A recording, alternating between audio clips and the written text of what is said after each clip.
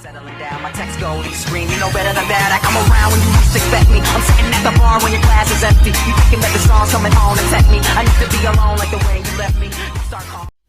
Hai teman-teman, kembali lagi dengan aku, Anissa Buadia.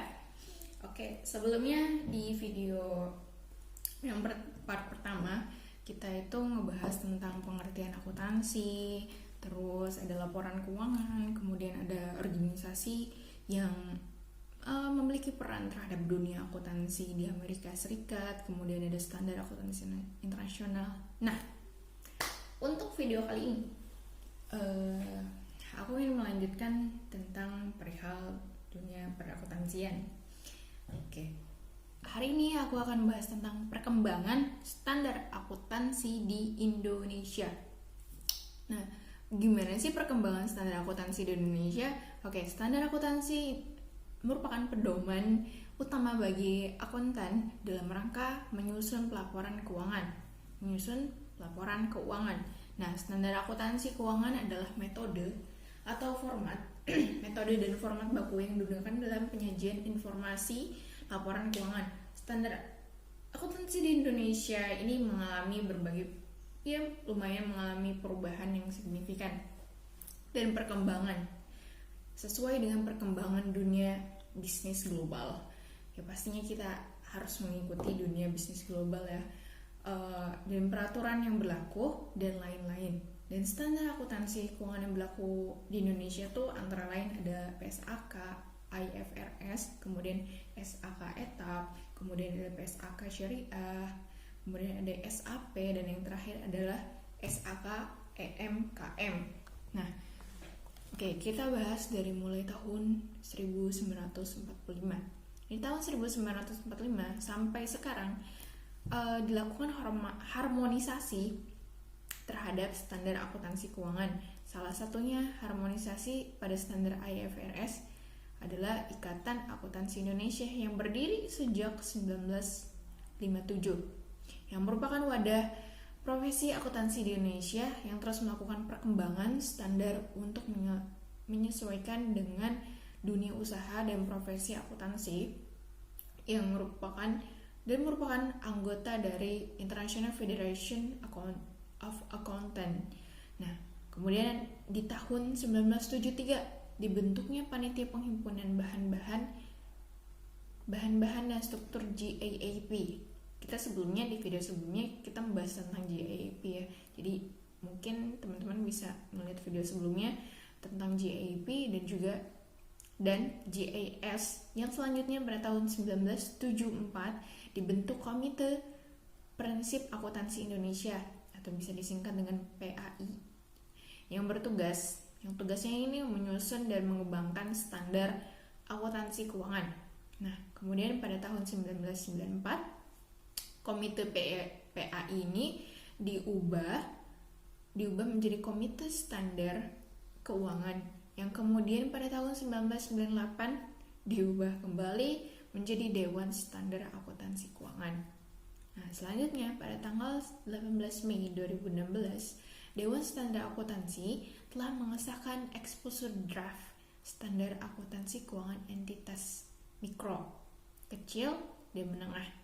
Nah, SAK EMKM ini mulai berlaku efektif pada tanggal 1 Januari 2018. SAK EMKM ini adalah standar akuntansi yang ditujukan untuk memenuhi kebutuhan pelaporan keuangan entitas mikro, kecil, dan menengah.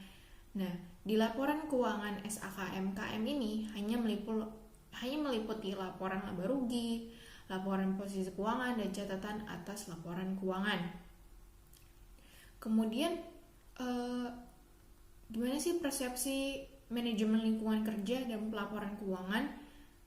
Nah, proses pelaporan keuangan berhubungan langsung dengan orang-orang yang terlibat di dalamnya.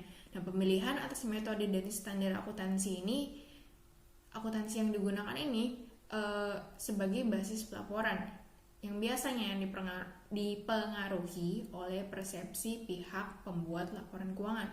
Persepsi manajemen ini sebagai pihak yang menyusun laporan keuangan ini sangat amat berpengaruh tentunya dalam proses penyusunan dan pelaporan informasi keuangan itu sendiri. Nah, persepsi pihak manajemen biasanya akan tercermin dalam keputusan-keputusan yang diambil terkait dengan proses pelaporan keuangan yang dilatar belakangi. Yang pertama ada pemahaman pihak manajemen mengenai standar dan metode akuntansi yang digunakan. Kemudian itu pengaruh lingkungan di mana manajemen itu berada. Nah, para penyusun standar perlu memperhatikan lingkungan bisnis. Jadi para penyusun standar itu harus memperhatikan lingkungan bisnis yang ada Nah, selanjutnya ada tantangan akuntansi di masa mendatang. Jadi tantangan apa sih yang akan dilewati oleh akuntansi di masa mendatang? Tantangan akuntansi di masa mendatang itu penggunaan IFRS sebagai standar internasional memunculkan tantangan akuntansi di masa mendatang. Penggunaan dengan menggunakan nilai wajar dalam laporan keuangan akan menyebabkan banyaknya angka dalam laporan keuangan yang berasal dari proses pencatatan akuntansi. Nah, akuntansi akan menghadapi tantangan di masa mendatang, misalnya kebutuhan informasi non-keuangan, penggunaan teknologi informasi, kompleksitas bisnis, aset tak berwujud, memiliki porsi yang semakin besar, dan etika dalam menyusun laporan keuangan. Selanjutnya, setelah kita tahu bagaimana tantangan akuntansi di masa mendatang, kita akan membahas masa depan laporan keuangan. Nah, pada saat ini, gimana ya si masa depan dari laporan keuangan ini? Nah, kita tahu bahwa teknologi telah mengubah model bisnis, bahwa teknologi sangat amat berpengaruh terhadap dunia bisnis dan juga perekonomian hingga tingkat transaksi barang dan jasanya. Nah, perubahan ini berpengaruh terhadap interaksi para pelaku modal ekonomi, mulai dari interaksi produsen dan konsumen hingga transaksi saham dan manajemen. Dengan kata lain, perubahan ini juga menggeser model dan fungsi dari pelaporan keuangan. Nah, profesi akuntansi sebagai stakeholder utama pelaporan keuangan diharapkan dapat beradaptasi dalam dunia digital ini gitu. Nah, teknologi juga dapat menjadi anugerah sebetulnya. Dapat menjadi anugerah bagi perkembangan profesi, namun juga bisa sekaligus menjadi ancaman. Ya, kita tahu ada positif dan juga negatif. Nah, karena itu si profesi akuntansi perlu memahami peluang dan tantangan yang datang di era digital sambil meningkatkan kemampuan adaptabilitas atas berbagai pergeseran kompetensi yang relevan. Selanjutnya Profesor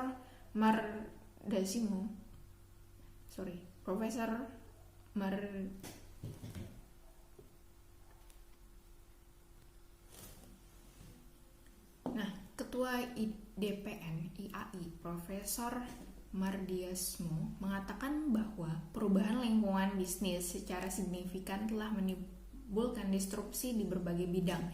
Big data, blockchain dan bitcoin, komputasi awan, kecerdasan buatan, dan teknologi drone merupakan berbagai kemajuan yang telah membawa banyak tantangan dan peluang bagi profesi akuntansi saat ini dan di masa yang mendatang. Karena itu, seorang akuntan di masa depan harus perlu dilengkapi dengan keterampilan yang tepat agar dapat selalu memenuhi ekspektasi para pemangku kepentingan. Nah, perubahan yang disusun dalam International Education Standard (EIS) untuk mengembangkan kompetensi akuntansi terkait penguasaan IT merupakan salah satu langkah yang tepat oleh International Accounting Education Standard Board untuk menjawab permintaan pemangku kepentingan. Jadi, intinya dengan era globalisasi ini, dengan era digital ini,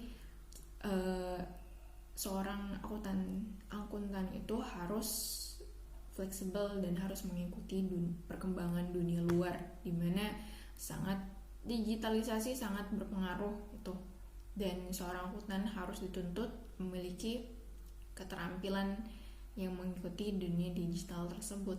Nah, karena itu mungkin itu saja yang dapat aku sampaikan hari ini. Semoga ilmunya bermanfaat. Setelah tadi kita membahas dari perkembangan standar akuntansi di Indonesia, kemudian dari persepsi manajemennya, dan yang terakhir tadi ada masa depan pelaporan keuangan. Mungkin itu aja yang bisa aku sampaikan untuk hari ini. Semoga ilmu dan informasi yang sedikit ini dapat bermanfaat untuk teman-teman. Oke, kalau gitu see you next later.